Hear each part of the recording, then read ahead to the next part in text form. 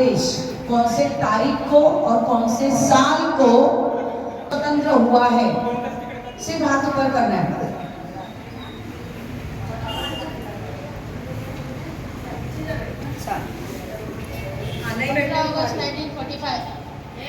गलत। 47 नहीं, एक चांस गया।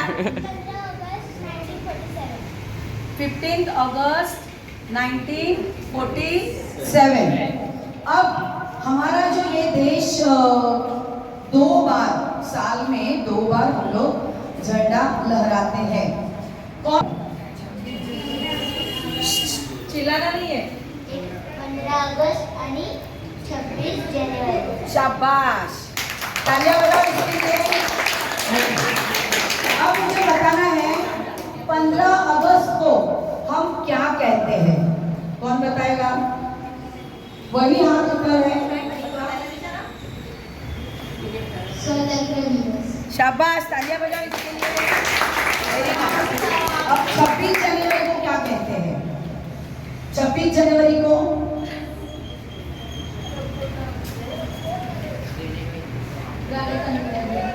शाबाश, गणतंत्र दिन। अभी इस गणतंत्र दिन को मराठी में क्या कहते हैं? कौन बताएगा? बताइए सर। प्रजासत्ताक दिवस। तालियां बजाइए। अब नेक्स्ट क्वेश्चन कि जो 15 अगस्त को हम झंडा लहराते हैं, फहराते हैं, वो कहाँ पर फहराते हैं? कहाँ होता है ये जो कार्यक्रम, मुख्य कार्यक्रम कहाँ पर होता है? हमारे भारत देश में कहाँ पर होता है? दिल्ली में लाल किले के सामने।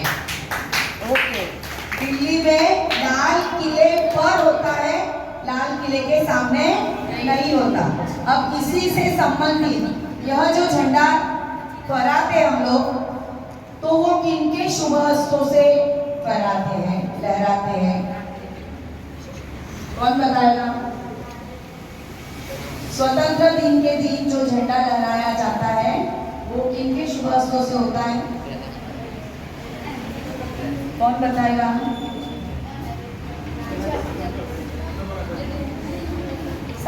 पंतप्रधान नरेंद्र मोदी।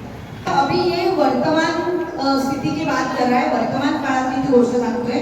त्याचं उत्तर बरोबर आहे की पंतप्रधान नरेंद्र मोदी सरांच्या हस्ते, शुभ हस्ते ध्वजारोहण होतं, होणार, म्हणजे झालं, आज झालं, बरोबर आहे।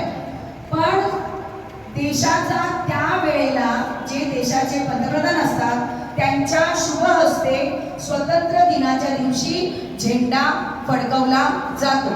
आता 26 जानेवारीला गणतंत्र दिवसाच्या दिवशी कोणाच्या शुभ हस्ते, कुठे, पहिलं कुठे तो झेंडा फडकवला जातो? कोण सांगेल? कुठे झेंडा फडकवला जातो? कोण सांगेल? लवकर चला बोला।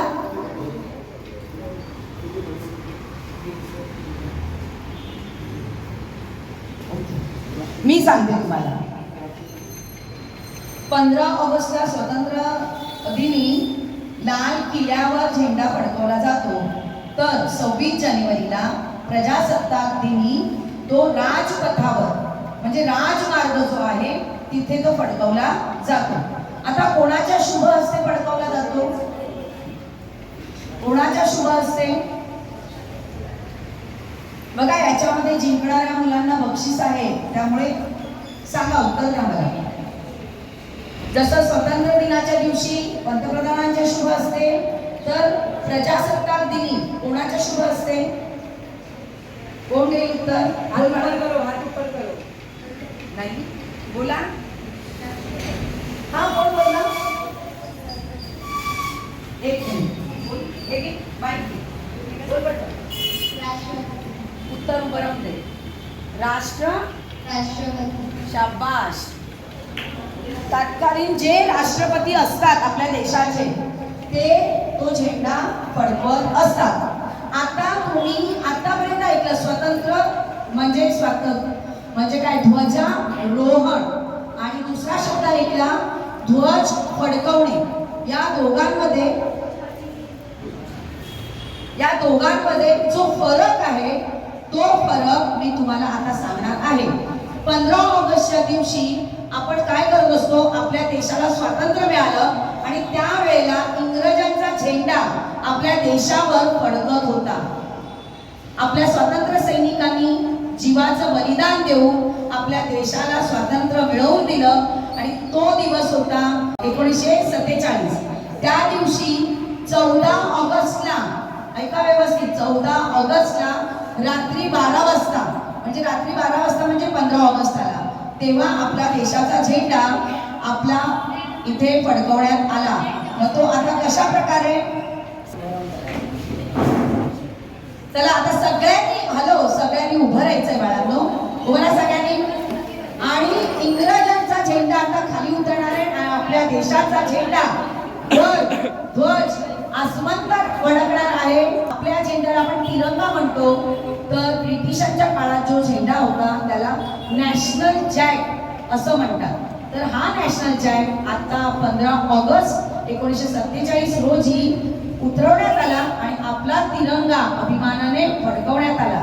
तर गव्हाळे सर त्याचं प्रात्यक्षिक तुम्हाला दाखवून देतील. जसा झेंडा वर येईल टाळ्यांच्या गजरात त्याचं स्वागत करायचंय.